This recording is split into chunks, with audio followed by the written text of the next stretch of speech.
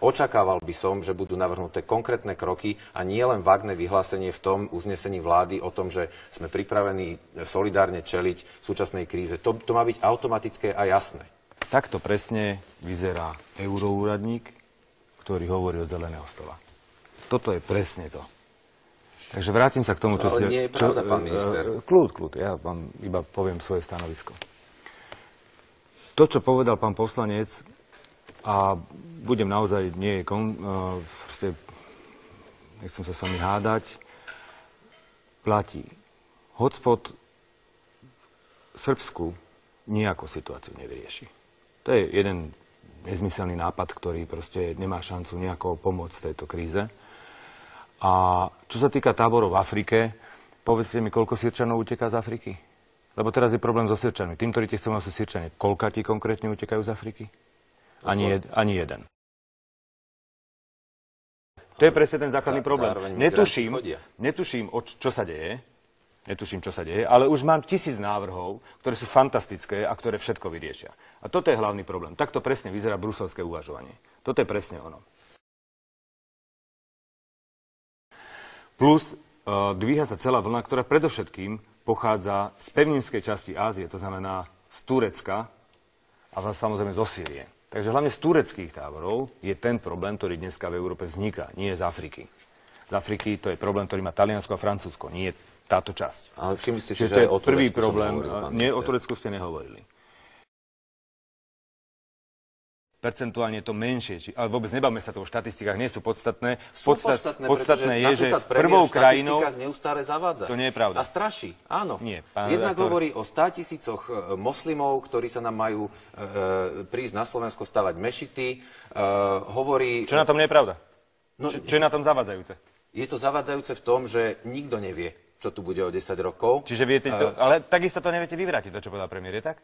No lenže Takže našou úlohou je nepozerať sa. Vašou úlohou je ako štátnik a zástupca vlády v prvom rade upokojovať situáciu. Mojou úlohou je mať... A nie využívať strašenie ľudí, pán minister, na to, aby ste si naháňali politické body. Aby slovenskí občania zabudli na to, čo sa tu dialo posledné 4 roky. Ale prosím, pekne. Akože vy ste kráľom pokrytcov, pán poslanec, takže po tom, čo ste skritizovali premiéra, ale svojho pána predsedu ste si ani trošku nevšimli, tak v tom sa ja zabávam akože úplne najviac, lebo to by ste nemali odvahu, pretože by ste ohrozili svoje potenciálne miesto na kandidátke. Takže tam končí vaša občianska statočnosť. Ale ja sa vrátim k jednej veci, čo je najpodstatnejšie. Každý máme svoju úlohu a mojou úlohou je mať na starosti a chrániť bezpečnosť Slovenskej republiky. O to sa snažím už dlho a dostatočne intenzívne. Aj práve preto sme zlikvidovali v rokoch 2007, 2008 a 2009, keď sme vybudovali Schengen a pokračujeme to aj teraz, nelegálnu migráciu cez Slovensko prakticky na nulu.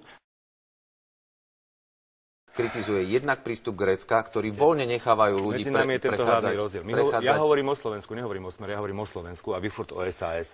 Zjavne ste tu došli reprezentovať svoju vlastnú politiku SAS. Ja nie som ale členom vlády, pán minister. Ale vy ako poslanec Národnej rady, ste poslancom Národnej rady Slovenskej republiky, tiež by ste mali hovoriť o záujmoch Slovenska, nie o záujmoch SAS. Ja hovorím nebláznite. Naozaj, hovoríme o záujmoch Slovenska. Áno, hovoríme o záujmoch Slovenska a o návrhu, ktorý SAS dáva na stôl. 50 krát tu hovoríte o SAS, koho zaujíma SAS? Pri tomto probléme. Ale nemôžeme hovoriť o azylovej politike dovtedy, pokiaľ nevyriešime migračnú časť a pokiaľ nevyriešime otázku Schengenu. Lebo azyl je až druhý. Prvý je Schengen a dodržiavanie pravidel o tom, že chránime svoje hranice a chránime hodnoty Európskej únie ako takej a nebudeme tu proste robiť snehovú gulu, pretože každý už tam má brata, sestru, bratranca, strýka a teraz ku každému jednému sa naväzuje ďalších 50 migrantov. Ďalších 50 migrantov potom znamená, že ale aj on môže doniesť na zlúčenie rodiny podľa našich pravidel sestru, brata, otca, matku a všetky svoje deti a už ste v ďalšej pyramíde. Akože sme naozaj nemáme zdravý rozum, čo to v praxi znamená, že sa nebavíme o 700 ľuďoch, že sa nebavíme o 2200 ľuďoch, ale v prípade Slovenska sa v horizonte 3 rokov bavíme o 50 000 ľuďoch. V 3 rokoch? Áno.